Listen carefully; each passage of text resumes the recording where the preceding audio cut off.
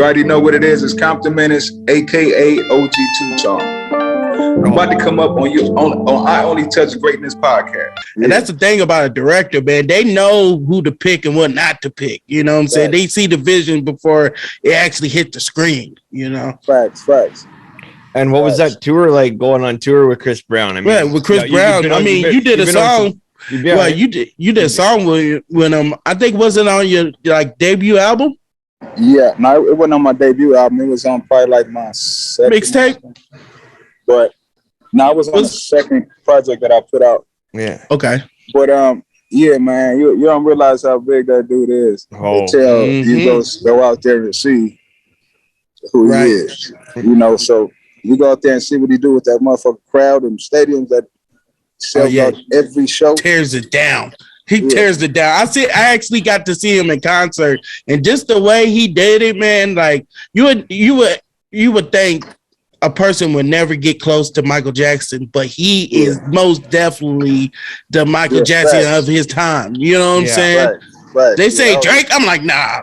You ever seen this man perform? Drake just a different nigga, man. Drake is a different dude too. He can, but performance wise and dancing, Drake don't dance. Drake give you that energy, but also it's just like Chris Brown gonna fuck it up. Right. He's gonna fuck it up. You know what I'm saying? So that's one thing though. Chris Brown, I don't know if he deserves to, but I don't know if he'll ever get it to be on the Super Bowl. Yeah. Oh, he will. He will. Doors open now. Jay-Z in there. You will. Yeah. Okay. I got one here. Well, you've had ups and downs over the years with Game. What's the relationship like now, you guys? Well, I won't really call it ups and downs. You feel me? We just don't see eye to eye. We both grown, man, and that's that happens. That happens. But at the end of the day, Game cool. I'm cool. I just had to separate myself so I could go get the true meaning of my situation. That's it. Right. Sometimes you got to do that to find your own lane.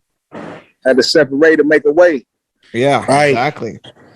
So, if you were having a dream dinner party and you can sit down with any three people, dead or alive, who would you want to sit down with?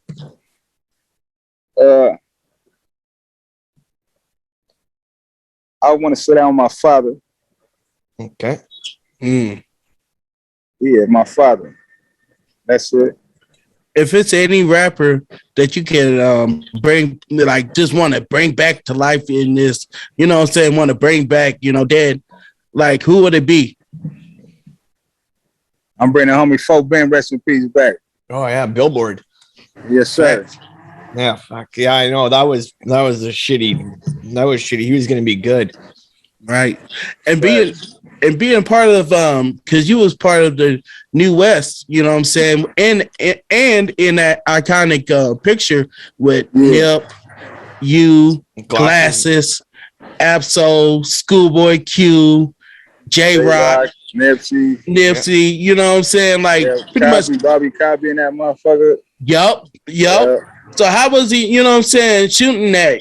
And was that for the Double XL magazine at that time? Man, that shit was so long ago. I can't even remember. I think it was for a clothing line, actually. I want to say it was for a clothing line. But we all just got together, when they go support it. Right. And, that created that iconic picture that you see. Right.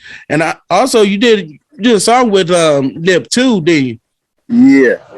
Man, Nip been brothers for since 2010, I would say. 2009, 2010. Right. And also, how was it just working with him and just, how was he as a person in general, and how much impact did he have? In the culture. Tell us Nip was a different type of nigga.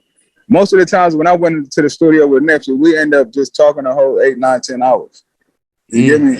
Just different game, different shit we're going through. You feel me? Right. But he liked to read and shit, so he'd have you on some books and shit like that. Like, nigga, I ain't trying to read no motherfucking books.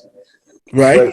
But, he was just a whole different vibe. He always had time for you. You get me? He'll break anything down to you. He was a different person, bro. So, and one thing I feel like people that's not from the United States, and I'm gonna stand on this too. People that's from the United States I think they're lazy. You get what I'm saying? Yeah. And Facts. people that's not from the United States, I feel like they come here with a mission, and I think that's instilled in the kids and the other people that comes along with them to come over here and take advantage of something, and that's not the system to take advantage of. How you can learn different things and how you can be able to earn money. You get me? Yeah. So Nipsey is a part of that. Because they have to work so hard. They have to work so hard to put on for themselves. You feel me? Nipsey a part of that part. He was a hard worker. He understood things. He was motivated to do business and build business and let people know how to do business. Right. And that's just, I got to give that part to him for sure. Right. And, sorry, go ahead. I cut you off. Oh yeah. Also, man, you did some dope things, man. Like you actually was on DJ Paul's too, in which we got to talk about because finally happening. Like, how was it working with DJ Paul and John Connor? On that dope ass album. You know what I'm saying? In Jim, by the way. Man, that was actually that was another blessing too, man. DJ Paul actually took me on a tour with him. It was on a Mafia 6 tour because Juicy J wasn't there. No shit. So, was Lord Infamous there?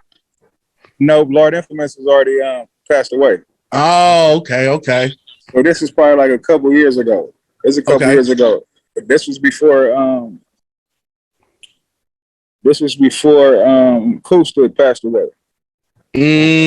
So it was Coolstood, Crunchy Black, DJ Paul, and Gangsta Boo. It was the whole group besides Infamous and Juicy J.